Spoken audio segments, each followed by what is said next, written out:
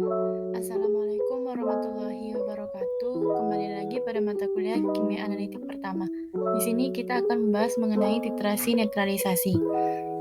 Apa itu titrasi? Titrasi merupakan suatu metode penentuan kadar atau konsentrasi suatu larutan dengan larutan lain yang telah diketahui konsentrasinya. Kemudian analit. Analit merupakan larutan yang akan ditentukan kadarnya yang biasanya diletakkan di dalam Erlenmeyer. Sedangkan larutan standar atau titer merupakan larutan yang telah diketahui konsentrasinya.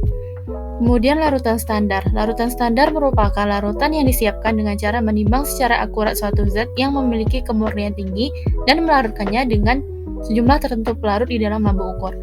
Sedangkan larutan standar sekunder merupakan larutan yang konsentrasinya dapat ditentukan melalui mentitrasinya dengan larutan standar primer yang lain.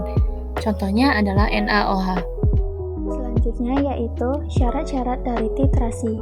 Yang pertama, reaksi kimia antar analit dan titran diketahui dengan pasti dan produk yang dihasilkan jelas. Kedua, reaksi harus berjalan dengan cepat. Ketiga, harus ada sesuatu yang bisa mengidentifikasi bahwa reaksi antara analit dengan titran sudah ekivalen secara stoikiometri. Keempat, tidak ada yang mengganggu reaksi antara analit dengan titran. Dan kelima, reaksi antara analit dengan titran harus memiliki kesetimbangan jauh ke arah kanan. Reaksi yang dilakukan pada titrasi dilakukan secara perlahan hingga mencapai titik ekivalen.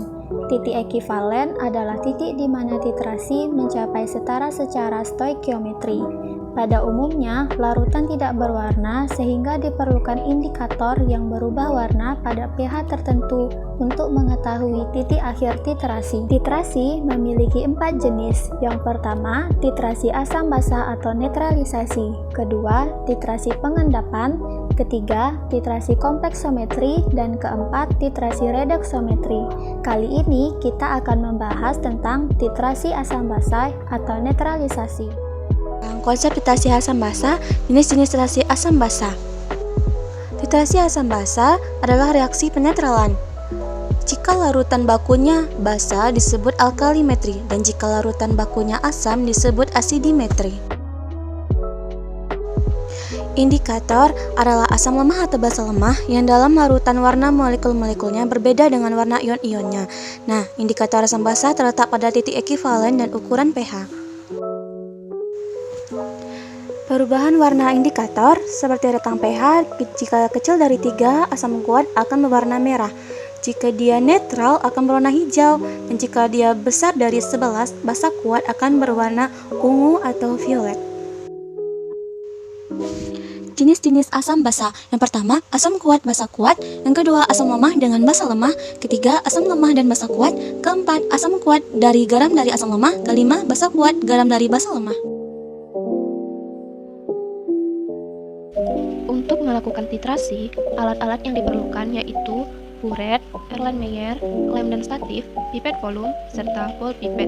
Dan bahan yang akan kita pakai yaitu HCl sebagai titran, NaOH sebagai titrat, dan indikator PP serta Aquades. Langkah pertama yang akan kita lakukan yaitu isi buret dengan titran, di mana titran kita di sini yaitu HCl dengan volume sesuai dengan kebutuhan. Kemudian, pindahkan NaOH ke dalam Erlenmeyer dengan volume yang telah ditentukan. Masukkan beberapa tetes indikator yang harus ditambahkan. Volume tergantung oleh kebutuhan. Selanjutnya, Erlenmeyer digoyang berputar selama proses titrasi. Erlenmeyer digoyang bersamaan dengan memasukkan secara perlahan-lahan HCl ke dalam Erlenmeyer melalui buret. Selanjutnya, titik akhir akan diperoleh setelah mencapai warna yang diinginkan. Setelah titik akhir, catat volume titran yang terpakai. Analisis kurva titrasi asam basa.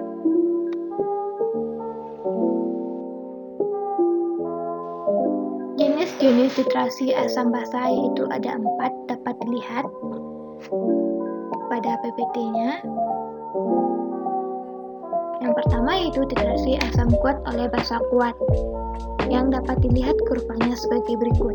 Daerah X menunjukkan pH pada awal titrasi pada wilayah asam, sedangkan titik Y menunjukkan pH sama dengan 7 yang menandakan titrasi telah mencapai titik ekvivalen. Daerah Z menunjukkan pH setelah melewati titik ekvivalen. Titrasi basa kuat oleh asam kuat dapat dilihat kurvanya sebagai berikut. Daerah B menunjukkan pH pada awal titrasi yang berada pada wilayah basa, sedangkan titik Q menunjukkan pH sama dengan 7 yang menandakan titrasi telah mencapai titik ekuivalen. Sedangkan daerah R menunjukkan pH setelah melewati titik ekuivalen. Titrasi asam lemak oleh basa kuat dapat dilihat kurvanya sebagai berikut.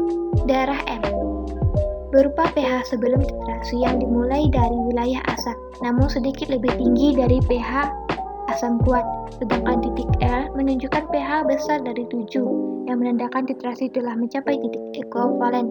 Daerah K menunjukkan pH setelah melewati titik ekuivalen.